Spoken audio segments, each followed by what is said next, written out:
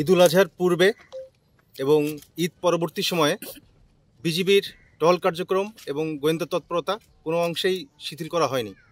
উপরন্তু নিয়মিত টহল কার্যক্রমের পাশাপাশি সীমান্তবর্তী এলাকাতে যে সকল স্থানে ট্যুরিস্ট স্পট আছে সে সকল স্থানে বিজিবি সদস্যরা নিয়মিতভাবে নিরাপত্তা বিধান করছে।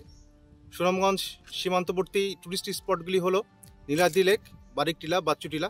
তো এই সকল স্থানে কিছু কিছু ক্ষেত্রে দেখা যায় ট্যুরিস্টরা জেনে না জেনে অনেক সময় শূন্য লাইন অতিক্রম করে, ড্রোন ফ্লাই করে। তো এই সকল অনাকাঙ্ক্ষিত ঘটনা এড়ানোর জন্য বিজিবি সদস্যরা কিন্তু নিয়মিতভাবে হ্যান্ড মাইকিংয়ের মাধ্যমে, লিফলেট বিতরণের মাধ্যমে এবং ট্যুরিস্টদেরকে অ্যাওয়ারনেসের মাধ্যমে এই সকল অনাকাঙ্ক্ষিত ঘটনা রোধ করা হচ্ছে। এছাড়া সুনামগঞ্জের যে সকল জায়গায় বোট চলে, বোট ক্লাব সমিতির সাথে আমরা নিয়মিত যোগাযোগ করছি। তো সব কিছু মিলিয়ে এই ট্যুরিস্ট স্পটগুলো কিন্তু বিজিবির যে সকল স্থানে শূন্য লাইনের কাছাকাছি সে সকল স্থানে তারা নিরাপত্তা বিধান করছে। এছাড়া ঈদের ঠিক আগের দিনেও কিন্তু নিরাপত্তা বিধানের পাশাপাশি আমরা চোরাচালান বিরোধী কার্যক্রম অব্যাহত রেখেছি। ঈদের আগের দিন আমরা নারায়ণতলা বিওপি কর্তৃক 20 লক্ষ টাকা মূল্যের কসমেটিক্স আইটেম সিজার করা হয়েছে। আমাদের ঈদ পরবর্তী গরুর চামড়ার চোরাচালান রোধে বিজিবি সজাগ দৃষ্টি রাখছে।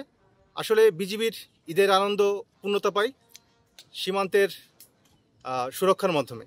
সীমান্তের নিকটবর্তী স্থানে বিএসএফের কিন্তু কাঁটাতারের পাশ দিয়ে আমরা জানি যে তাদের রোড আছে।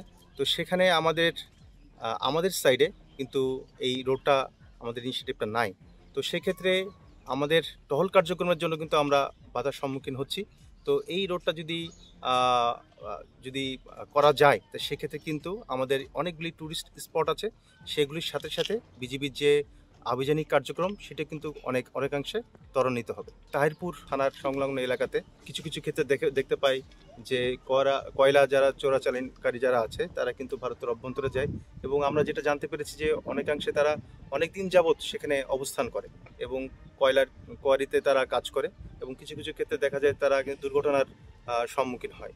তো সব কিছু মিলিয়ে আমাদের এই সুনামগঞ্জ সীমান্তবর্তী তাহিরপুর এলাকাবাসী কিন্তু অনেক দরিদ্র এবং অনেক দিন আগে থেকেই এই কয়লার চোরাচালান এর কাজের সাথে সম্পৃক্ত। তো আমরা এটির জন্য বেশ কিছু সময়ে কিন্তু আমরা যে ক্যাম্পেইন করেছি এবং সেখানে কিন্তু আমরা তাদেরকে বলার জন্য বোঝানোর চেষ্টা করেছি যে আমাদের কিন্তু এই ধরনের পেশা থেকে আমাদেরকে চলে আসতে হবে এবং এই অন্য কোনো পেশার আমাদেরকে দ্বারস্থ হইতে হবে।